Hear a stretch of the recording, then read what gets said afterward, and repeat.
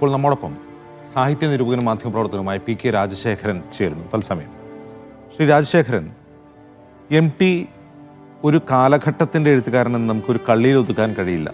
അതിനപ്പുറം മലയാള ഭാഷയെ മറ്റൊരു തലത്തിലേക്ക് ഉയർത്തിയ, അല്ലെങ്കിൽ സാധാരണ മനുഷ്യരെ സാഹിത്യ ഭാഷയിൽ പറയാനും എഴുതാനും ചിന്തിക്കാൻ പോലും പ്രേരിപ്പിച്ച ഒരു എഴുത്തുകാരൻ എന്ന് വിശേഷിപ്പിക്കാമോ? തീർച്ചയായിട്ടും. അത് സാധാരണ മനുഷ്യൻ്റെ ഭാഷയിൽ എഴുതുകയല്ല, മറിച്ച് സാധാരണ എന്ന് നമ്മൾ പറയുന്ന മനുഷ്യരുടെ ബാഹ്യജീവിതത്തിനപ്പുറത്തേക്ക് അവർക്കൊരു ആന്തര ജീവിതമുണ്ടെന്നും ആ ആന്തരിക ജീവിതത്തിൽ ഒരുപാട് വിഷമങ്ങളും പ്രതിസന്ധികളും സംഘർഷങ്ങളും ഉണ്ടെന്നും മനസ്സിലാക്കി ആ ആന്തരിക ലോകത്തിന് സാഹിത്യത്തിൽ പ്രകാശനം നൽകി എന്നുള്ളതാണ് എം.ടിയുടെ സാഹിത്യത്തിൻ്റെ ഏറ്റവും വലിയ പ്രത്യേകത. എം.ടിക്ക് മുമ്പ് എഴുതിയ തലമുറ, ബഷീറും തകഴിയും കേശവദേവും പൊൻകുന്നം വർക്കിയും ഉൾപ്പെടെയുള്ള തലമുറ ഈ ബാഹ്യലോകത്തിലും സാമൂഹ്യ ജീവിതത്തിൻ്റെ പ്രതിസന്ധികളിലും രാഷ്ട്രീയ പ്രശ്നങ്ങളിലുമാണ് ഉടറി നിന്നത്. അതിനെ അവർ ഭംഗിയായി ആവിഷ്കരിച്ചു. പക്ഷെ അതിൽ നിന്ന് വ്യത്യാസം അപ്പോഴും മനുഷ്യന് ഒരു ആന്തരിക ജീവിതമുണ്ട്. നമ്മൾ സമൂഹം മാത്രമല്ല, നമ്മൾ ഒറ്റ വ്യക്തികളാണ്. നമുക്ക് നമ്മുടേത് മാത്രമായ വ്യസനങ്ങളും സ്വകാര്യ ദുഃഖങ്ങളും സ്വകാര്യ സന്തോഷങ്ങളും എല്ലാം ഉണ്ട്. നമ്മുടെ ഒരു പ്രൈവസി ഉണ്ട്. അപ്പോൾ ആ ആന്തരിക ലോകത്തെ ആവിഷ്കരിക്കുന്ന ഒരു പുതിയ സാഹിത്യ രീതി കൊണ്ടുവന്നു. അത് ഭാഷയിലും കൊണ്ടുവന്നു, കഥയുടെ പ്രമേയങ്ങളിലും കൊണ്ടുവന്നു. 1950കളിലാണ് അത് ആരംഭിക്കുന്നത്. അത് മലയാള സാഹിത്യത്തിൽ ഒരു പുതിയ ഭാവുകത്വം, ആധുനികം എന്ന് പറയാവുന്ന ഒരു പുതിയ സൗന്ദര്യശാസ്ത്ര കാലഘട്ടത്തിന് തന്നെ തുടക്കം കുറിച്ചു. അതിൻ്റെ തുടക്കക്കാരനാണ് എം.ടി. അതാണ് അദ്ദേഹത്തിന് സാഹിത്യ ചരിത്രപരമായ ഏറ്റവും വലിയ പ്രാധാന്യം. അതായത് രാജശേഖരൻ പറഞ്ഞു വരുന്ന അദ്ദേഹത്തെ ആധുനികതയുടെ എഴുത്തുകാരൻ എന്ന് വിളിക്കാം, അല്ലെങ്കിൽ ആധുനികയ്ക്ക് തുടക്കം കുറിച്ചത് എം.ടിയിൽ നിന്നാണ്, അങ്ങനെ പറയാമോ? തീർച്ചയായിട്ടും. അതെ. മലയാളത്തിൽ പിന്നീട് ഒ.വി. വിജയൻ്റെയും എം മുകുന്ദൻ്റെയും പുനത്തിൽ കുഞ്ഞബ്ദുള്ളയുടെയും ഒക്കെ ഒരു തലമുറ മോഡേണിസം അല്ലെങ്കിൽ ആധുനികതാവാദം എന്ന പേരിൽ സാഹിത്യം ചരിത്രം അടയാളപ്പെടുത്തുന്നുണ്ട്. ഈ തലമുറ സാധ്യമായത് ഈ എം.ടി. ഉൾപ്പെടെയുള്ള എഴുത്തുകാർ, എം.ടി. മാധവിക്കുട്ടി, പത്മനാഭൻ തുടങ്ങിയ എഴുത്തുകാർ 50കളിൽ തുടങ്ങി വെച്ച ഒരു പുതിയ ഭാവുകത്വത്തിൻ്റെ അടിസ്ഥാനത്തിലാണ്. ഞാൻ നേരത്തെ പറഞ്ഞില്ലേ, ഈ കലയെ സാമൂഹ്യ ജീവിതത്തിൻ്റെയും രാഷ്ട്രീയ പ്രത്യയശാസ്ത്രത്തിൻ്റെയും മേച്ചൽ സ്ഥലങ്ങളിൽ നിന്ന് പുതിയ ഒരു ഇടത്തേക്ക്, വ്യക്തിയുടെ ജീവിതത്തിലേക്കും വ്യക്തിയുടെ ആന്തര സംഘർഷത്തിലേക്കും കൂട്ടിക്കൊണ്ടുവന്നു. അതിൻ്റെ ഒരു എക്സ്റ്റൻഷനാണ് വിജയൻ്റെ തലമുറയുടെ ആധുനികത. അപ്പോൾ മലയാളത്തിലെ ആധുനിക ഭാവുകത്വത്തിൻ്റെ തുടക്കക്കാരനാണ് എം.ടി. അതാണ് ഞാൻ പറഞ്ഞു വന്നത്. രാജശേഖരൻ, ഈ എം.ടിയുടെ സവിശേഷത എല്ലാം തെളിയിക്കുന്നത് ഈവൻ അദ്ദേഹത്തിൻ്റെ സിനിമകൾ പോലും. ഞാൻ അതിലേക്കാണ് വരുന്നത്. ഈ എം.ടിയുടെ കഥാപാത്രങ്ങളുടെ ഒരു സവിശേഷതയായി എനിക്ക് തോന്നിയിട്ടുള്ളത്, ചിലപ്പോൾ തെറ്റാകാം, വാക്കുകളുടെ പിശുക്കാണ്, അല്ലെങ്കിൽ മൗനത്തിൻ്റെ ധാരാളിത്തമാണ്. അത് എം.ടിയുടെ ഒരു വ്യക്തിത്വം, എഴുത്തു വ്യക്തിത്വത്തിൻ്റെ സവിശേഷതയായി തോന്നുന്നു, അതല്ല അതൊരു ശൈലിയായി തന്നെ കാണണമോ? അത് എം.ടിയുടെ മാത്രമല്ല, അത് എം.ടി. അവതരിപ്പിച്ച ഒരു പ്രത്യേക ശൈലിയാണ്. അത് തന്നെയാണ് എം.ടിയുടെ സാഹിത്യ വ്യക്തിത്വം. അത് വളരെ സുപ്രധാനമായ ഒരു സാഹിത്യ തത്വമാണ് എം.ടിയെ സംബന്ധിച്ച് നിങ്ങളിപ്പോൾ പറഞ്ഞത്. അതായത് മൗനത്തിൻ്റെ സാന്നിധ്യം, വാക്കുകളുടെ പിശുക്ക്. ഞാൻ പറയുന്നത് ഇതിന് മിതാവിഷ്കാരം എന്നാണ്. അതിന് മുമ്പ് നമ്മുടെ കഥയിലും സാഹിത്യത്തിലും നമ്മൾ കണ്ടുവന്നത് അമിതമായ ആവിഷ്കാരമാണ്. പശ്ചാത്തല വർണ്ണനകൾ, സാമൂഹ്യ പരിസരത്തിൻ്റെ വിശദീകരണം, രാഷ്ട്രീയത്തിൻ്റെ വിശദീകരണം, ഇങ്ങനെ അമിതമായി കളർ ചേർത്ത് പരത്തി പറഞ്ഞിരുന്ന സ്ഥാനത്തേക്ക് എം.ടി.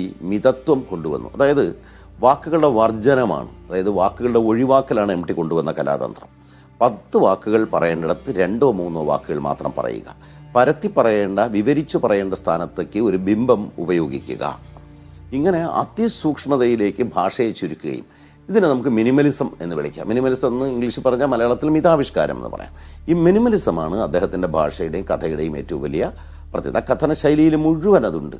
ഒറ്റ വാക്കേ ഉള്ളൂ, ഒറ്റ വാക്കിൽ ആണ് തുടങ്ങുന്നത്. നാലുകെട്ട് എന്ന് പറഞ്ഞ നോവൽ തുടങ്ങുന്നത് പോലും വെറും ഒരു സിംഗിൾ വേർഡിലാണ്, വളരും, അത്രേ ഉള്ളൂ. രാജശേഖരൻ, ഈ ആധുനിക എഴുത്തുകാർ വ്യക്തിയുടെ അന്തർസംഘർഷങ്ങളിലേക്ക് കൂടുതൽ നോക്കിയപ്പോൾ, മുകുന്ദനാകട്ടെ, ആനന്ദാകട്ടെ, ഒ.വി. വിജയനാകട്ടെ, അവരുടെ കൃതികളിലും അവരുടെ മറ്റ് പ്രവർത്തനങ്ങളിലുമെല്ലാം രാഷ്ട്രീയം പ്രകടമായി തന്നെ കടന്നു വന്നിരുന്നു. പക്ഷേ എം.ടി. അതിൽ നിന്ന് വ്യത്യസ്തനാവാൻ ശ്രമിച്ചതായിരിക്കുമോ, അതല്ലാതെ അദ്ദേഹം അങ്ങനെ തന്നെ തുടർന്നു പോകുന്നതാകുമോ?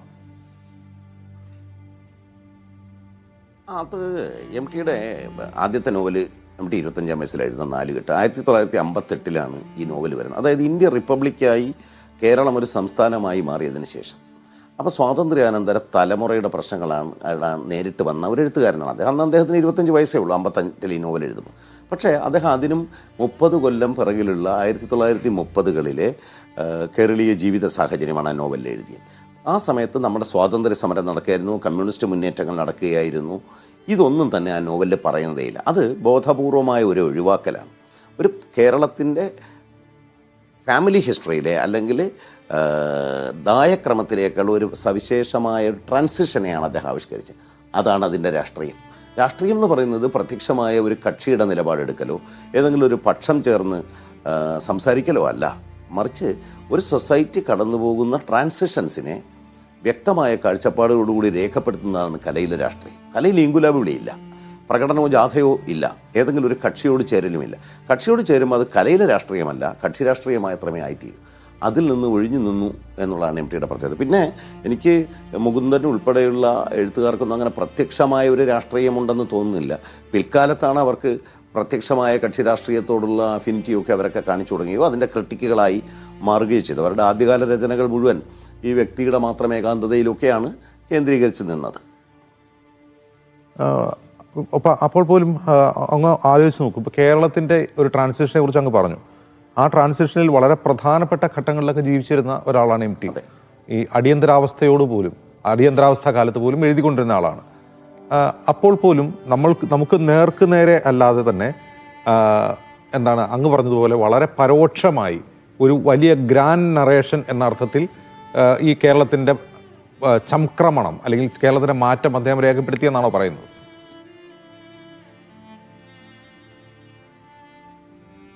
തീർച്ചയായിട്ടും എം ടിയുടെ രാഷ്ട്രീയം പ്രത്യക്ഷമായ ഒന്നല്ല, നിങ്ങൾ നേരത്തെ പറഞ്ഞ പരോക്ഷമാണ്. ഈ പരോക്ഷമായ രാഷ്ട്രീയം എന്ന് പറയുന്നത് ഒരു സമൂഹം കടന്നു വന്ന മാറ്റങ്ങൾ, ആ മാറ്റത്തിലെ വ്യക്തിയാണ്. അതാണ് എം ടിയുടെ വിഷയം. എം ടി ആ വ്യക്തിയുടെ ലോകത്തിൽ, വ്യക്തി എന്ന് പറഞ്ഞ കണ്ണാടിയിൽ ഈ ലോകത്തെ മുഴുവൻ കാണിച്ചു തരികയാണ്. ഈ കല എല്ലായ്പ്പോഴും രാഷ്ട്രീയത്തെ പ്രത്യക്ഷമായി പിന്തുടരണം എന്ന് നമ്മൾ വാശി പിടിക്കുന്നതിലോ നിർബന്ധിക്കുന്നതിലോ അർത്ഥമില്ല. അപ്പോൾ അടിയന്തരാവസ്ഥ കാലത്ത് അടിയന്തരാവസ്ഥയെക്കുറിച്ച് എഴുതുക സാധ്യമല്ലായിരുന്നു. മാത്രമല്ല എം ടി അങ്ങനെ തുടർച്ചയായി എഴുതിക്കൊണ്ടിരുന്ന, എല്ലാ ദിവസവും ആഴ്ചപ്പഴുത്തുകൾ പ്രത്യക്ഷപ്പെടുന്ന, എല്ലാ ദിവസവും എനിക്ക് എഴുതണം നിർബന്ധമുള്ള ഒരു എഴുത്തുകാരനുമായിരുന്നില്ല. എം ടിയുടെ നോവലുകൾ തമ്മിലുള്ള കാലദൈർഘ്യം നോക്കിയാൽ നമുക്കത് മനസ്സിലാകും. 1958 ആദ്യത്തെ നോവൽ വരുന്നു, 69 കാലം എന്ന് പറഞ്ഞ അടുത്ത നോവൽ വരുന്നു. വലിയ ഇടവേളകളുണ്ട് ഇതിനിടയിൽ. അപ്പോൾ ഈ സമയത്തൊക്കെയും അദ്ദേഹം പത്രാധിപരായി ജോലി ചെയ്യുന്നുണ്ട്, ചലച്ചിത്രത്തിലേക്ക് നീങ്ങുന്നുണ്ട്. ഇതെല്ലാം ചെയ്തുകൊണ്ട് അദ്ദേഹം കേരളീയ സമൂഹത്തെയാണ് ആവിഷ്കരിച്ചത്. അതിന് നമ്മൾ പ്രത്യക്ഷമായ രാഷ്ട്രീയം പറയണം എന്നില്ല. അടിയന്തരാവസ്ഥ കാലത്തെ നമ്മൾ എന്തൊക്കെ എഴുതി എന്ന് നോക്കിയാൽ കേരളത്തിലെ ഒരു എഴുത്തുകാരും അങ്ങനെ എഴുതിയിട്ടില്ല. അടിയന്തരാവസ്ഥയ്ക്ക് ശേഷമാണ് അടിയന്തരാവസ്ഥയുമായി ബന്ധപ്പെട്ടതെന്ന് പറയുന്ന കൃതികൾ മിക്കതും പുറത്തു വന്നിട്ടുള്ളത്. കാരണം അത് ആവിഷ്കാരം സാധ്യമല്ലാത്ത ഒരു ഘട്ടമായിരുന്നു. എം ടി ആകട്ടെ അത്തരമൊരു പൊളിറ്റിക്കൽ അഫിനിറ്റിയോടും കാണിച്ചിട്ടില്ല. എന്നാൽ എം ടിക്ക് വ്യക്തമായ രാഷ്ട്രീയ കാഴ്ചപ്പാടുണ്ടെന്ന് നമ്മൾ മനസ്സിലാക്കുന്നത് കഴിഞ്ഞ വർഷം കോഴിക്കോട്ട് KLFൻ്റെ കേരള ലിറ്ററേച്ചർ ഫെസ്റ്റിവലിൻ്റെ സമാപന വേദിയിൽ എം ടി വാസുദേവൻ നായർ എഴുതി വായിച്ച ഒരു പ്രസംഗമുണ്ട്. നിങ്ങളെല്ലാവരും ഓർക്കുന്നുണ്ടാവും. കാരണം ആ പ്രസംഗം രാഷ്ട്രീയത്തിലെ ഏകാധിപത്യ വാസനയെക്കുറിച്ചും ഏകസ്വര വാസനയെക്കുറിച്ചുമാണ്. അത് വലിയ അപകടം ചെയ്യുമെന്ന് പരോക്ഷമായി, പ്രത്യക്ഷമായിട്ട് ഒരു കക്ഷിയുടെയോ വ്യക്തിയുടെയോ ഭരണാധികാരിയുടെയോ ഒന്നും പേര് എം ടി പറഞ്ഞില്ല. അത് വ്യക്തമായി അദ്ദേഹം സൂചിപ്പിച്ചു. ആ ചെറിയ ഒരു പ്രസംഗം 2 ദിവസം മുഴുവൻ നിങ്ങൾ ഉൾപ്പെടെയുള്ള എല്ലാ മാധ്യമങ്ങളും, അച്ചടി മാധ്യമങ്ങളാകട്ടെ, ദൃശ്യമാധ്യമങ്ങളാകട്ടെ, ഓൺലൈൻ മാധ്യമങ്ങളാകട്ടെ, മുഴുവൻ സമയം ചർച്ച ചെയ്തു.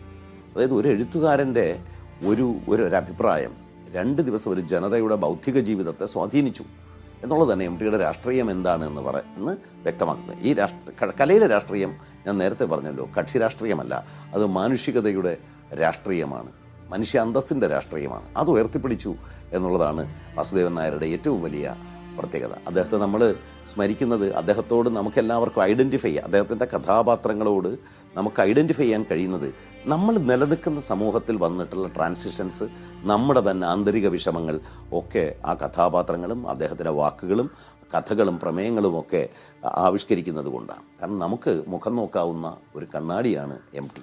രാജശേഖരൻ, ഒരു കാര്യം കൂടി, ഈ തിരക്കഥയെ ഒരു സാഹിത്യശാഖയാക്കി അദ്ദേഹം വളർത്തിയെന്ന് പറയാമോ? കാരണം സിനിമയുടെ ഒരു ഉപഘടകം മാത്രമായിരുന്ന തിരക്കഥയെ ഒരു വായനാമൂല്യമുള്ള ഒന്നാക്കി അദ്ദേഹം മാറ്റിയെന്ന് പറയാമോ? അത് നിങ്ങൾ ഇപ്പം ചോദിച്ച അതിനകത്ത് അതിനെ സംബന്ധിച്ചുള്ള 2 അഭിപ്രായവും ഉണ്ട്. അത് വളരെ നന്നായി. കാര്യം ഒന്ന്, തിരക്കഥ ഒരു സാഹിത്യ രൂപമാണെന്ന് എനിക്ക് അഭിപ്രായമില്ല. അത് നിങ്ങൾ പറഞ്ഞതുപോലെ തന്നെ അത് സിനിമയുടെ ഒരു ബ്ലൂ പ്രിൻ്റ് മാത്രമാണ്. ആ ബ്ലൂ പ്രിൻറ്റിനെ നമ്മൾ വീടെന്ന് വിളിക്കാറില്ലല്ലോ, വീടിൻ്റെ പ്ലാനിനെ. അപ്പോൾ തിരക്കഥ, പക്ഷെ അദ്ദേഹം ആ തിരക്കഥയെ വായനാമൂല്യമുള്ള ഒന്നാക്കി മാറ്റി. അതായത് തൻ്റെ സാഹിത്യ സൃഷ്ടികൾ പോലെ പെർഫെക്റ്റായ ഒരു പാരായണപ്രിയമായ ഒന്നാക്കി മാറ്റുന്നു. അതുകൊണ്ട് അതിന് ഒരു സാഹിത്യശാഖയായി നമ്മൾ തിരക്കഥയെ പരിഗണിക്കേണ്ടതില്ല. കേരളത്തിൽ സ്ക്രിപ്റ്റൊക്കെ യൂണിവേഴ്സിറ്റികളിലൊക്കെ പഠിപ്പിക്കുന്നൊരു തിരക്കഥ സാഹിത്യ പഠനത്തിൻ്റെ ഭാഗമായി. എനിക്കത് സാഹിത്യ പഠനത്തിൻ്റെ ഭാഗമല്ല, അത് സിനിമാ പഠനത്തിൻ്റെ ഭാഗമാണ്. പക്ഷേ അദ്ദേഹം കൊടുത്തത് മറ്റ് തിരക്കഥകൾ സംവിധായകനാണ് അതിനകത്ത് ഇടപെടുന്നത്. ഇത് സംവിധായകനുള്ള നിർദ്ദേശങ്ങൾ ഉൾപ്പെടെ സിനിമയുടെ ക്യാമറയുടെ മൂവ്മെൻ്റ് ഉൾപ്പെടെ സമ്പൂർണമായ പരിപൂർണമായ ഒരു ആഖ്യാനകമായി, ഒരു നറേറ്റീവായി അദ്ദേഹം തിരക്കഥകളെ മാറ്റി. അത് സംവിധായകർക്ക് വളരെ എളുപ്പമായി. കാരണം MT ഇമാജിൻ ചെയ്തതിനെ പകർത്തി വയ്ക്കുന്നതിലേക്ക് അവരെ ചുരുക്കുകയും ചെയ്തിട്ടുണ്ട്. സംവിധായകൻ എന്നുള്ള നിലയിൽ, കലാകാരൻ എന്നുള്ള നിലയിൽ MTയുടെ വിജയം മുഴുവൻ അതിനകത്ത് കാണാം. പക്ഷെ അതിനാൽ എനിക്ക് MTയുടെ തിരക്കഥകളെ അവ പാരായണയോഗ്യമാണ്, ഗംഭീരമാണ്. പക്ഷെ അവയെ ഒരു സ്വതന്ത്ര സാഹിത്യശാഖയായി പരിഗണിക്കണമെന്നില്ല എന്നാണ് എൻ്റെ അഭിപ്രായം. ഓക്കെ, നന്ദി ശ്രീ PK രാജശേഖരൻ ഇത്രയും സംസാരിച്ചതിന്. MTയുടെ സാഹിത്യ ജീവിതത്തെക്കുറിച്ചാണ് രാജശേഖരൻ പറഞ്ഞു വന്നത്. MTയുടെ സാഹിത്യ ജീവിതം എത്രമാത്രം ആ കാലഘട്ടത്തിലെ, അല്ലെങ്കിൽ കേരളം രൂപം കൊണ്ടുവന്നു മുതൽ ഇന്നു വരെയുള്ള കാലഘട്ടത്തെ എങ്ങനെയാണ് അടയാളപ്പെടുത്തിയത്, അത് പ്രത്യക്ഷമായ ഒരു രാഷ്ട്രീയ സൂചനകൾ കൊണ്ടാണോ അതല്ല വ്യക്തിയുടെ അന്തർസംഘർഷങ്ങളിലൂടെ അന്നത്തെ രാഷ്ട്രീയത്തെ അല്ലെങ്കിൽ അന്നത്തെ കേരളത്തെ അടയാളപ്പെടുത്തുകയാണോ എന്ന് വിശകലനം ചെയ്യുകയായിരുന്നു രാജശേഖരൻ. അല്പം മുമ്പ് EP ജയരാജൻ CPM നേതാവ് MTക്ക് ആദരാഞ്ജലി അർപ്പിച്ച ദൃശ്യങ്ങളാണ് നാം കണ്ടത്. അദ്ദേഹം മടങ്ങുകയാണ്. വലിയ ജനക്കൂട്ടം സിതാരയ്ക്ക് മുമ്പിലുണ്ട് എന്ന് നാം കാണുന്നു. MTയെ വായിച്ചിട്ടില്ലാത്ത മലയാളികൾ അപൂർവമായിരിക്കുമെന്നതുപോലെ MTയെ സ്നേഹിക്കുന്നവരാണ് മലയാളികൾ ബഹുഭൂരിഭാഗവും.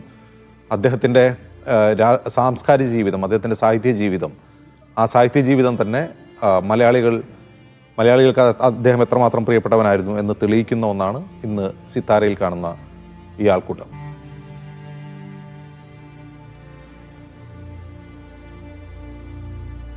ജോയ് മാത്യു, നടൻ, അന്ത്യാഞ്ജലി അർപ്പിക്കും.